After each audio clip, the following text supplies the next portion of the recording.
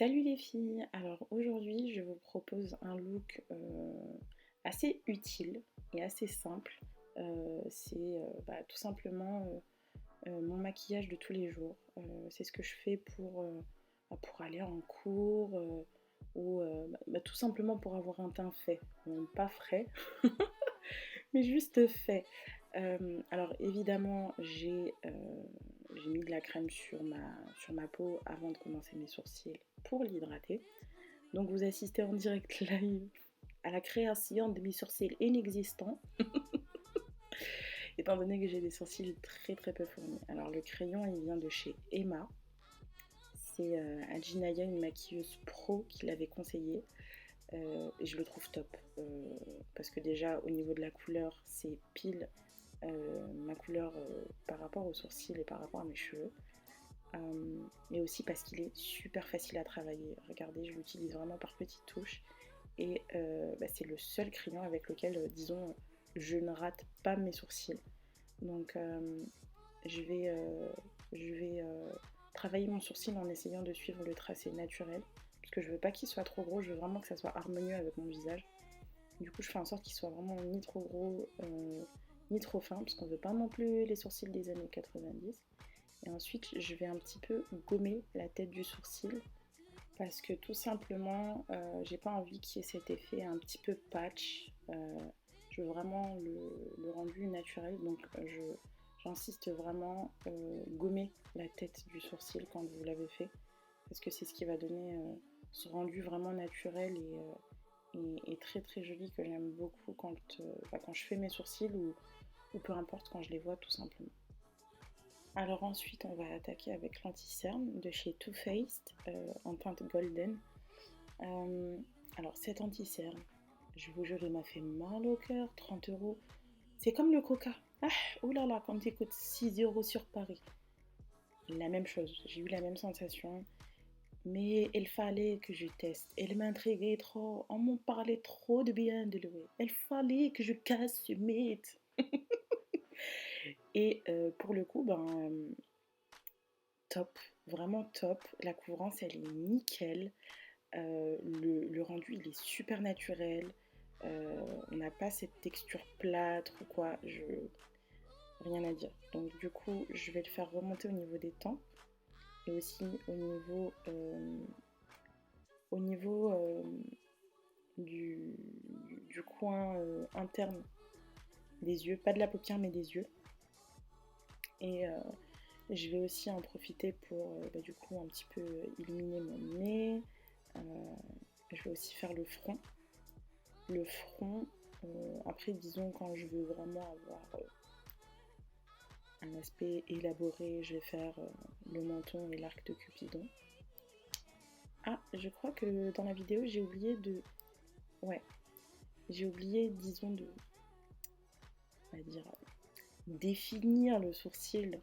Bon, ça c'est parce que j'avais le temps. Parce que le matin, j'ai pas le temps de faire ça comme ça, de le nettoyer aussi bien.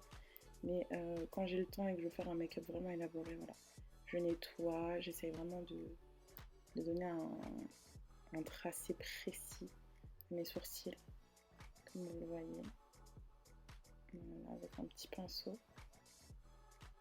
Et c'est comme ça que je dessine mes sourcils, tout simplement. Je les touche pas. Très honnêtement, après ça c'est mon choix hein, de pas les épiler, mais moi ça me choque pas, ça m'handicape pas, parce que je sais qu'il y a certaines filles, voilà, vous avez vraiment du mal, etc. Moi pour ma part, ça me choque pas, j'aime bien. Et puis je les ai jamais touchés, donc je vois pas pourquoi je les toucherais maintenant, à 25 ans, à quelques années de la retraite là. Je vais pas les toucher quand même, on est si près du but. Donc je les dessine et en même temps en fait j'aime beaucoup faire ça parce que j'ai l'impression que ça, ça leur donne enfin il y a une espèce de halo, je trouve que oh là, il a fait n'importe quoi, il a fait la grimace. Je trouve que ça leur donne ce petit halo, enfin cette petite lumière, j'aime beaucoup. Ensuite je vais venir estomper au niveau du front, je vais venir estomper aussi au niveau de l'œil. Et ensuite, je vais venir appliquer, avant de mettre mon fond de teint, je vais appliquer en fait je vais venir appliquer que je suis partie chercher. Je vais venir appliquer mon spray fixateur avant le fond de teint pour être sûr que ça tienne bien. Mon spray fixateur de chez MAC. Et ensuite, je vais appliquer mon fond de teint de chez NYX, le Born to Glow, en teinte que je n'ai pas, mais que je vais regarder, que je vais vous mettre en barre d'infos. Donc, j'en applique un petit peu partout. Voilà. Et en petite touche que je vais ensuite venir tout simplement estomper et faire fondre avec l'anti-cerne que je vais venir mélanger en fait. Donc je vais venir mélanger les deux comme vous voyez. Et je le fais avec le pinceau parce que j'ai l'impression que ça pénètre mieux dans les pores, etc. J'ai essayé avec le blender mais j'ai vraiment du mal. Je vous jure, j'ai vraiment du mal. Donc je vais appliquer partout, je vais le faire fondre là comme vous voyez. J'insiste beaucoup sur le nez. Et ensuite je passe au front. Et comme vous voyez, ça se fond assez bien avec le fond de teint. Je crois que c'est la teinte cinnamon, si je me trompe pas de tête. Je suis pas sûre, mais peut-être je crois que c'est ça. Donc je vais venir estomper un peu partout. Et voilà. Déjà tout de suite on voit que j'ai un teint plus lumineux. Donc là maintenant je vais venir poser ma poudre fixatrice. Et contrairement au contouring que je viens faire quand je fais un make-up un petit peu plus élaboré, là je vais vraiment mettre de la matière uniquement pour fixer. Je veux pas trop colorer. Peut-être au niveau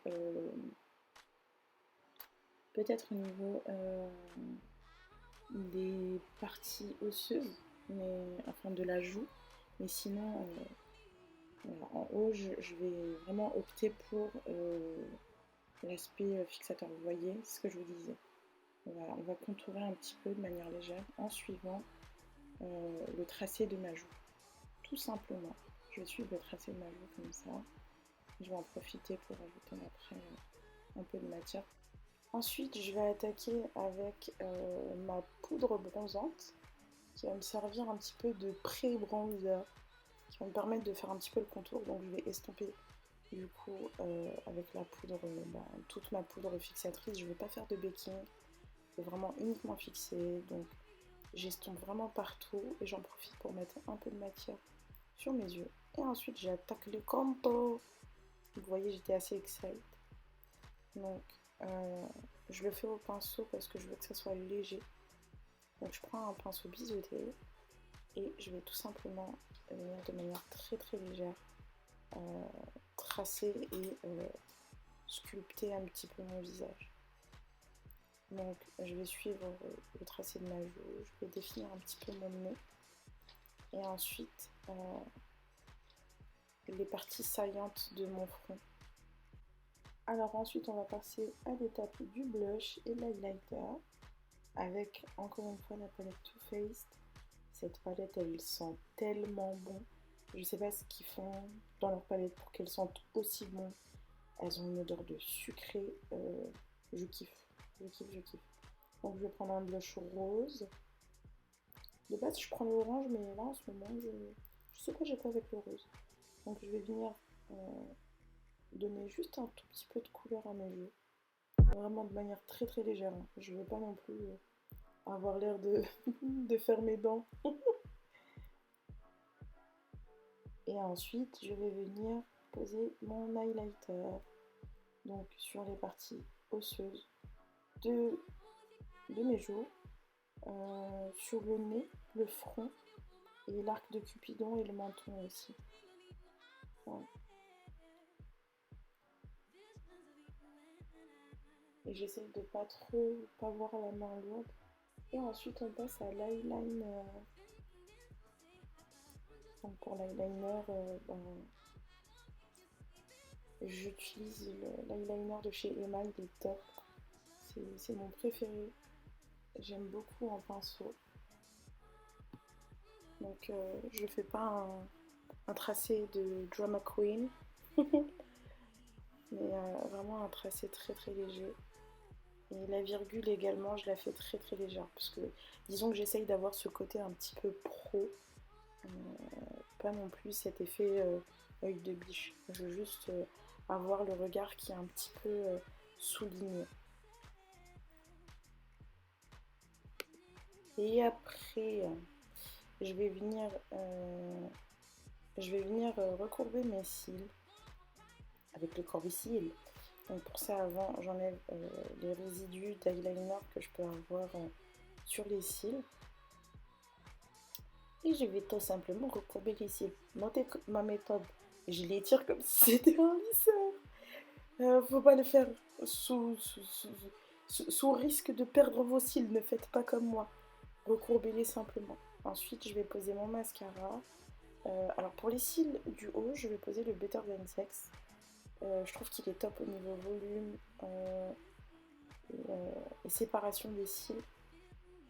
C'est vrai que généralement je suis plus portée sur les mascaras qui apportent de la longueur et pas forcément de volume, mais coup de cœur, vraiment coup de cœur. Je l'ai eu dans l'espèce de palette de Noël, la Cookie Christmas de chez Too Faced. Et top, top, top, vraiment j'aime beaucoup le rendu. Ensuite pour les cils du bas, j'utilise un... Vous voyez la brosse elle est plus petite, elle est disons plus précise pour les cils du bas pour être sûr d'avoir cette définition et séparation des cils. Ce mascara il vient de chez Kiko, c'est le Technologie Plus, je crois si je ne me trompe pas. Et ensuite on va passer à la bouche. Alors je vais pas faire de tracé avec un crayon mais tout simplement avec le gloss de chez NYX. Je vais d'abord faire le tracé avec un rouge à lèvres, enfin un gloss mat marron. Désolée, j'ai pas fait attention, on voit mal. Et ensuite, je vais venir ajouter par-dessus un gloss pour faire une espèce d'ombré naturel. Le Intense Butter Gloss de chez NYX, là aussi. Qui va vraiment me permettre d'avoir une petite profondeur. Et ensuite, on passe à la fixation avec les MAC Polish. Et après, je fais ma Marie-Antoinette du Pompadour. Je vais venir sécher ça avec un éventail pour que ça sèche plus vite. Et voilà, j'aime beaucoup le rendu. L'effet il est très très naturel. Et j'ai l'impression que je suis en train de parler toute seule depuis tout à l'heure. Non. Je vous disais, le rendu il est très très naturel, j'aime beaucoup. Et ensuite, je mets en place ma frange et je vais en cours. Et voilà.